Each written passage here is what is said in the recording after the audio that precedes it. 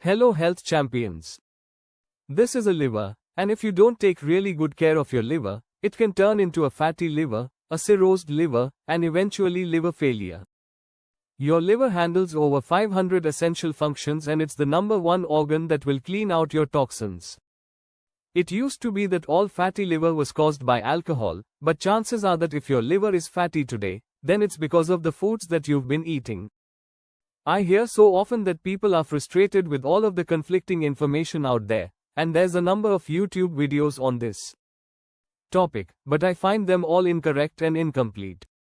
So in this video, I'm going to help you understand how it really works so you can take care of your liver and stop being confused. First of all, though, we need to talk about what not to eat. And here I'm going to talk about some of my recommendations, but also comment on some of the myths and misconceptions. So when I looked around, the first thing that I found in many places was sodium.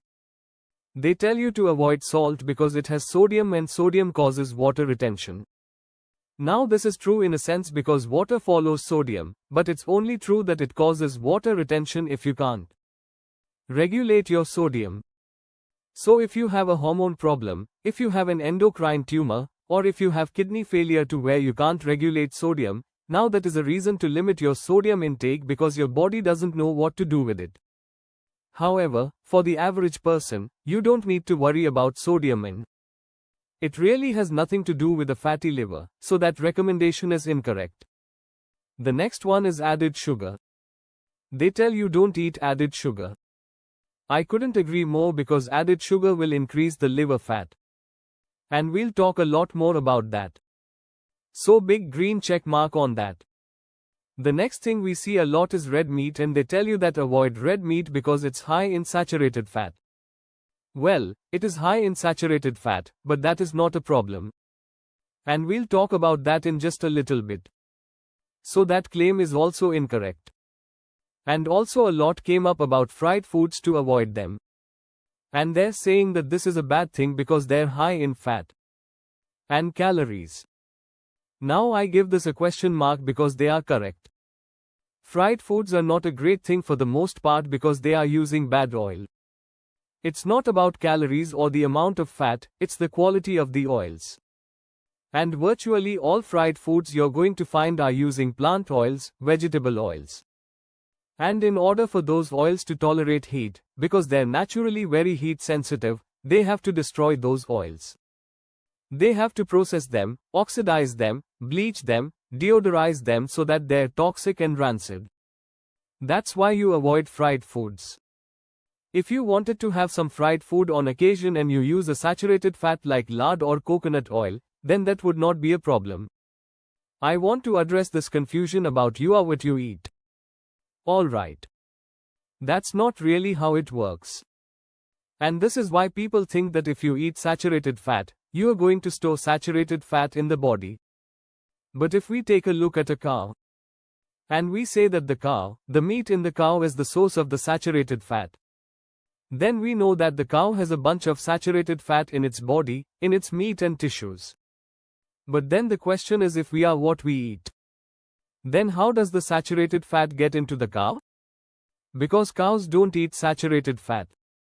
If the cow is allowed to eat what it wants to eat, then it's going to eat grass, and then somehow this grass turns into saturated fat. And that's called a biotransformation. So if that happens in the cow, then why would it happen very differently in a human? Meaning not that we eat grass, but that the saturated fat in our bodies don't necessarily come from saturated fat. So in humans, it's also about biotransformations, but in humans, the source of it is not grass. It is excess fuel. When we eat more than we need, then that excess fuel is going to be turned into fat for storage, and when that excess fuel is accompanied by excess insulin, because insulin, like we've said, is a storage hormone, and then in humans that is how we end up with our saturated fat.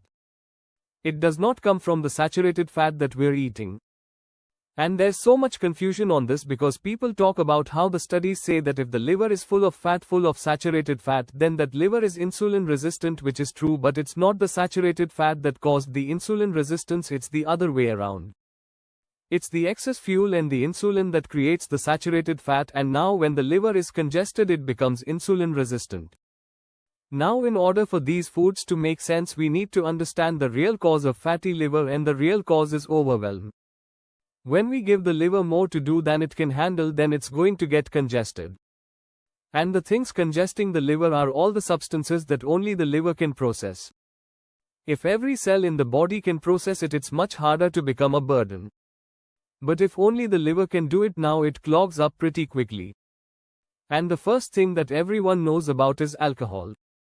This is why it's a regulated substance, it's restricted, they don't want us to drink a lot, we don't give it to kids and so forth, but very few people know about fructose.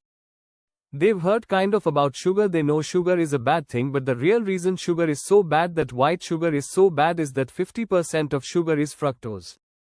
So if you eat 100 grams of sugar, which most people do in a day, you are getting 50 grams of fructose, which is gonna clog up that liver. The third thing only the liver can do is to process toxins and clean those out. And if the liver is already busy with alcohol and fructose, now it's kind of backed up. And it's not going to be able to process those toxins very effectively, and therefore those toxins build up as well. And the fourth factor we need to understand is insulin. Now, insulin is the smaller player in this. Insulin doesn't necessarily cause the fatty liver, but when the liver is already fatty and we have a lifestyle that maintains a high insulin level, now insulin aggravates it, it makes it worse. Insulin is a storage hormone, so it's going to prevent the fat burning in that liver, and it's going to perpetuate the insulin resistance in that liver. So we can't clean out a fat liver if we still have high insulin levels. And now that we understand the real causes, then it's pretty simple to know what to avoid, what really to avoid. And the first thing of course is alcohol, because we all know that causes liver failure.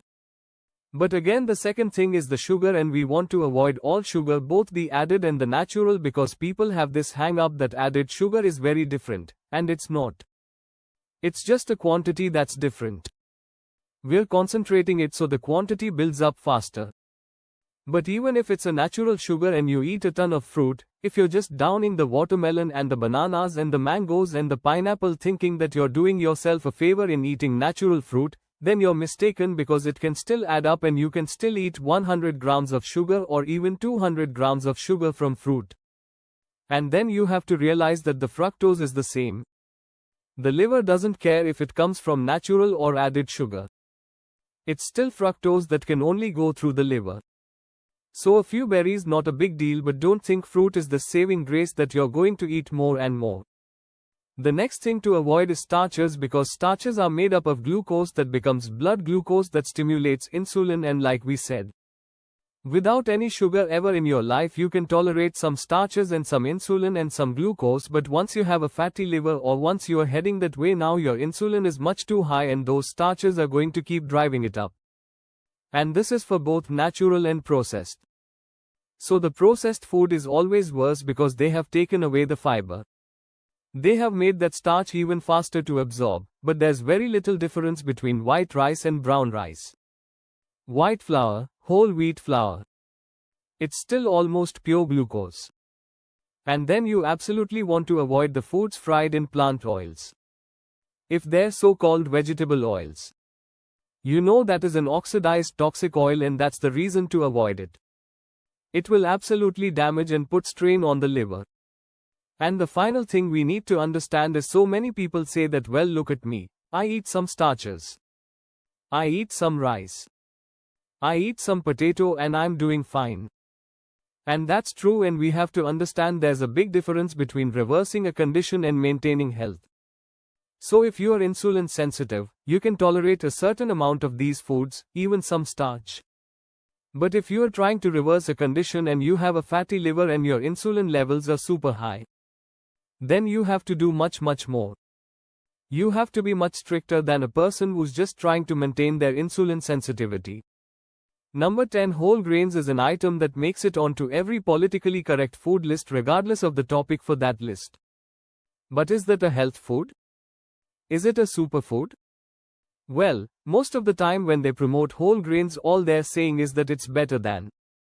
And what is it better than? It's a little better than sugar and white bread.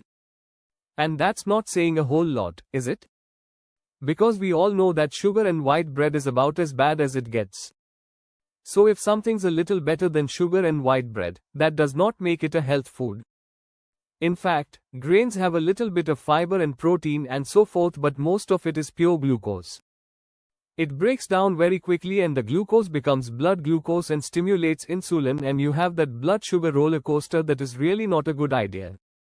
To make things even worse, grains are some of the top allergens of any food out there. There's so many people, the majority of people are sensitive to wheat, a lot of people are sensitive to gluten, some people are sensitive to rice and oats, and so forth, but it's very common. So because of this, we are going to give this food a big red X in general, but especially as far as reversing a fatty liver, whole grains are not going to help you.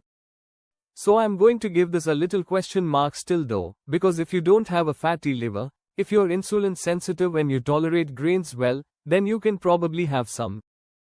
Right. Now don't overdo it and don't think that modern wheat is a good food for anybody. But you may be able to have some, just don't think of it as something that's going to reverse a fatty liver. Now, even though the title of this video has to do with superfoods and that's a very popular concept, people just go crazy for that idea. I want to clarify a few things, and I have a real problem with the very word and the concept of superfood. So one question is, if we took a vitamin, would it be possible to undo a poison? Let's say that we're getting some mercury exposure and we're getting it on a daily basis. Is there any vitamin that we can take to get truly healthy? No, there isn't. Because as long as we have that exposure, we are going to get sicker and sicker and sicker, and maybe that vitamin can help us tolerate it just a little better, but we are not going to get healthy until we stop the exposure. Same thing, if we have a lake, could we add something to reverse the toxicity of that lake? If all the fish were dying and going belly up, could we add a vitamin or an antioxidant and all of a sudden those fish would be healthy again? No, if we keep pouring toxins into that lake, there's nothing we can add that's going to make those fish clean and healthy until we stop the exposure. So when we talk about superfood, we are missing the big picture, because we are getting the idea that there's this miraculous thing like a medication that's just going to stop things that are going to protect me, right? There is no such thing. Now, I believe that the only reason that we even buy into the notion of a superfood as a remedy is that we've been indoctrinated, we've been conditioned for decades into the thinking of an allopathic model. And what does that allopathic model say? It says that if we have a symptom, then we can take something for that symptom. So we have a symptom and then we take a remedy. Now that's going to have an effect. So because of that remedy, now we get relief and we are made to believe that that's going to make everything okay. But if we understand that that symptom only happened because something isn't working, then we also understand that that remedy is not actually going to make anything work better, because that symptom came about because something is missing or something is interfering, and that remedy is not going to provide anything that's missing, and it's not going to remove anything that's interfering. It's just going to stop the symptom, it's going to block the signals. So now that we've blocked the signal with the remedy, we get relief, but we also have the continued dysfunction because nothing really changed. We didn't make anything work better. So we have dysfunction and we have some damage, because when something isn't working, whatever damage is being created is going to be allowed to continue. And this is why there is no such thing as a superfood, because whatever is going on, if it's a symptom or a fatty liver, we can't just take a remedy and allow the damage to continue. We have to do something different. And this is where we get into the holistic model, and in the holistic model, instead of the symptom and the remedy, we do what's called handle the root cause. Okay. When we handle the root cause, we are addressing the real problem. So if there's something missing, we provide it. If there's something interfering, we help the body eliminate it. And in doing that, we still get the relief, we get the same result in that sense, but instead of continuing the damage, we have actually handled the root cause. So now we have improved function. The thing that's supposed to work is working again. So the symptom goes away, not because we blocked the signal, but because we handled the root cause. And that's why we want to think of food as good food and there's bad food. There's good food that support, there's bad food that interfere, but there's really no such thing as a superfood. Number 9 is unsaturated fats, and this is another item that shows up on almost every list. We hear it all day long that saturated fat is bad but unsaturated fat is good. That's not really true. Alright. But we need to understand when it is and when it isn't. So the first type of unsaturated is called monounsaturated or MUFA, monounsaturated fatty acids. And this we want to think of as a macronutrient. It's something that we eat enough of to give us substantial calories, right? And these can be things like olive oil, extra virgin olive oil, and we can also get it from meat. We hear all the time that meat is all saturated fat when in fact it's about half of the fat in meat is monounsaturated and about half is saturated. It's the same in humans. That's just the way that we store energy. We're about half of our fat is monounsaturated. So far they get a big green check mark because monounsaturated fats are really good for us as long as they're minimally processed. Okay, that's why we talk about the extra virgin olive oil. That's the first pressing that is done as a cold pressing. They apply minimal heat, minimal pressure, so there's no damage to that oil. Now the other type of unsaturated fatty acid is called a polyunsaturated fatty acid. And here's where the confusion sets in. So monounsaturated is relatively stable because it has one place on the molecule that's kind of bendy, that is unsaturated. Polyunsaturated means that there's more than one place, and now this molecule is really squiggly, and that also makes it very unstable. So what they do with these, they're very unstable, they're highly reactive. So in order to turn them into oil and to fry food and to have salad dressings and not have them taste terrible, they have to process them very harshly. And now these oils become toxic, oxidized, and highly inflammatory. So as long as you get your unsaturated fats from things like olive oil and meat, you're good. But when you fall prey to the common recommendation of using more vegetable oil instead of butter and saturated fat, now that's a huge mistake because now you are turning this polyunsaturated into a macronutrient and it is highly oxidized and highly inflammatory. So for that portion we are going to give it a big red X. Number 8 is soybeans and other types of beans. And these also make it onto almost every politically correct list with phrases like this may help with such and such or it's associated with and so forth. And typically when they say that you should eat beans and they say that it can help with things like blood sugar and insulin resistance. Now we're back to the argument that they use with white bread that they're saying that, beans are better than. So yeah, I agree beans are better than grain for example, but it doesn't mean that they're a good food. On top of that, virtually all soybean in the world today is GMO genetically modified, and just like we talked about before, allergens, soy is one of the top allergens. It's one of the things that people have the most sensitivities to. If you're sensitive to it, then it causes inflammatory reactions and it is very counterproductive. So I'm going to give this a question mark and an X because I don't recommend soy to anybody except you get something like organic tofu or miso or something, but if you are insulin sensitive and you want to have some lentils or some other types of beans and you tolerate them well, then that can be okay. But if you are insulin resistant with a fatty liver, then beans are not going to help you. Number 7 is oatmeal. It makes it onto a lot of lists and we often hear phrases like fiber-rich foods like oatmeal. So they're kind of grouping things together and generalizing without really having any idea of why it would be good. If there's one piece of research that suggests that oatmeal might help with cholesterol in the blood because it's better than white bread, now oatmeal becomes a health food. So it's not the worst, it's one of the better grains if you have to have a grain, but it is still almost pure starch and it is going to break down pretty easy and turn into glucose. And a lot of people are gluten sensitive, and if you don't buy it with a certified gluten-free oats, then you're pretty much guaranteed to get some traces of gluten in that package. But even if you get certified gluten-free, there's still something called a cross reaction. So a lot of those little markers, but the identifying markers on the molecule of oat looks a lot like gluten.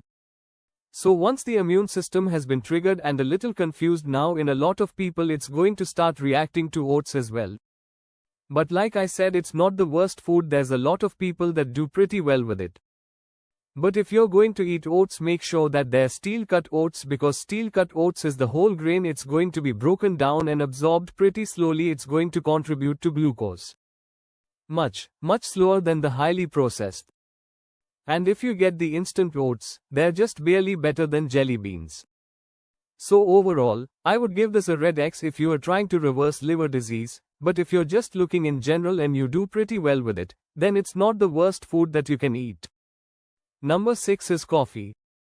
And there's been quite a bit of research done on coffee, but everywhere they report, they're saying things like, it may be protective against non-alcoholic fatty liver disease, and they're using phrasing like associated with. Nowhere could I find any indication of a mechanism, right? So they're saying that we think this is good, but we have no idea why.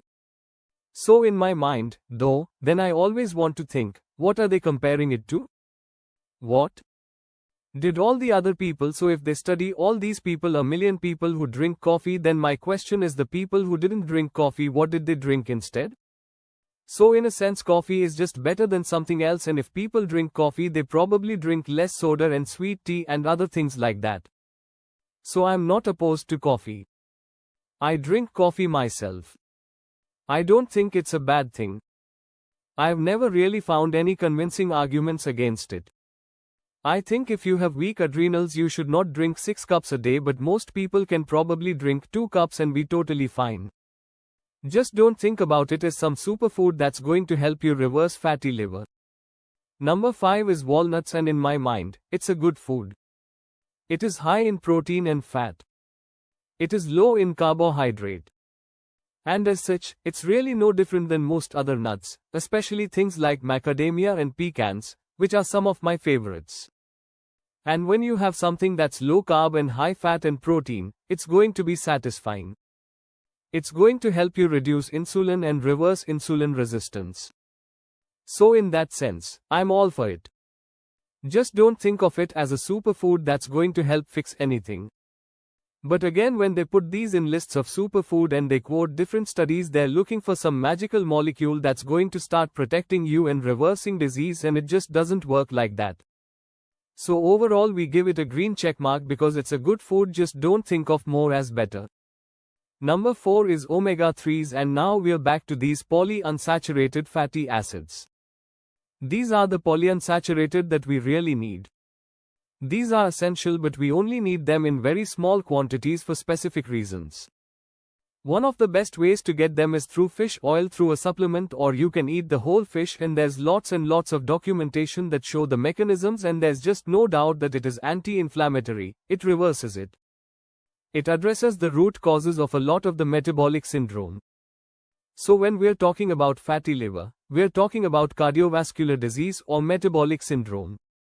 It addresses the core mechanism in all of those. And for that we give it a big green check mark. But we're also going to start asking some questions here, because a lot of people think that omega-3s are all the same. And flax oil, flax seed has a lot of omega-3s in it, but it's not the type that we need. We need to convert the flax into something called APA and DHA. And the problem is that if you're super healthy, then you're reasonably good at converting flax oil into APA and DHA. However, if you're not so healthy, if you have a lot of oxidative stress and insulin resistance, the worse off you are, the less flax you are going to convert into the stuff that you need. So the people who really need it, they're not going to be converting it, and therefore flax is not a great source of omega-3s, not for that reason. I still eat some flax seed because I like it. I like to grind it and put it on yogurt with chia seeds, but I don't eat it to get the omega-3s, and I don't eat more because I think it's a superfood. And like we said before, we want to think of these very specific omega-3s, these very specific polyunsaturated fatty acids, as a micronutrient. Alright. It's like a vitamin or a mineral or something. We're not supposed to turn it into energy. We're not supposed to get large quantities. They're for very specific reasons. They're for cell membranes, they're building blocks and hormone precursors and things like that. And some of the best sources, like we said, is fish. But if you eat good quality eggs, you can also get virtually all your omega-3s, the right ones, from eggs. And if you don't have access to quality fish and eggs, then I would suggest you get a supplement. Number 3 is cruciferous greens, and cruciferous has to do with the shape of a flower. That's like the shape of a cross for a certain plants. And these plants all have different phytocompounds. They have different chemicals in the plant that actually assists the liver in its detoxification processes. So these foods are things like arugula and bok choy and Brussels sprouts and broccoli, for example, but it also includes things like cabbage and cauliflower, kale, and even rutabaga. And as long as you tolerate these well, you can eat pretty much as you like. And the only one I would limit a little bit is the last one, the rutabaga, which is a root. So it has a little bit more starch, but it's very slowly processed. But if you are trying to reverse something, then go easy on the rutabaga. And eat the others, but again you can have sensitivity, so it's only good for you if you tolerate it. Number 2 on the list is meat, and here I might add, this is what I added to the list, right? I think this should absolutely be on the list, and I still wouldn't call it a superfood, but it's probably as close as we get with these last 2 items. And interestingly, these 2 last items, which are my top 2, did not show up on any other list. Why? Because we have this misconception and fear of saturated fat and cholesterol. So meat is a fantastic food, it is packed with nutrients, it is a very rich food, it's very, very filling, it is a great protein source. And a lot of what I talk about is sensitivities. Okay, a food can be good, but if you react to it, it's not good. And the reason carnivore is getting so popular is people have all these food sensitivities in meat. Beef is arguably possibly the least allergenic food out there, so if you're looking to avoid things that you react to, for a lot of people, red meat is it. Meat is also a very rich source of methionine, which is a sulfuric amino acid that the body can use to make glutathione, and glutathione is the body's most powerful antioxidant. Meat also has a lot of saturated fat and monounsaturated fat, both of which are very stable, so if you can get past the fear of saturated fat and you work on lowering your insulin, now saturated fat becomes an excellent energy source. And because it is stable, it is very non-inflammatory. And number 1 on my list is eggs. And that's interesting because I didn't find it on any other list out there. And again, because we have this phobia and aversion to saturated fat and cholesterol, which is completely misguided. Eggs are packed with nutrients. They have a lot of the same benefits that meat does, but it also has something called choline, which is a vitamin that is kind of a catalyst for fat burning. It's one of the things that's going to help you burn through that fat. In the liver, eggs are also rich in certain vitamins, especially B6, B9 and B12, and these vitamins allow your body to convert the harmful inflammatory substance called homocysteine into a very useful substance called methionine, and then the body turns methionine into glutathione, which again is our most powerful antioxidant. And not only do eggs have these vitamins to help us process methionine, but it's also a rich source of methionine in itself. And eggs are also packed with essential fatty acids, the APA and the DHA that we talked about before. And if you get good quality, pastured eggs, they're going to be many times higher in these essential fatty acids. So very often you can get your complete supply just from eggs. So eggs also obviously deserve a big green check mark. If you enjoyed this video, you are going to love that one. And if you truly want to master health by understanding how the body really works, make sure you subscribe, hit that bell, and turn on all the notifications so you never miss a life-saving video.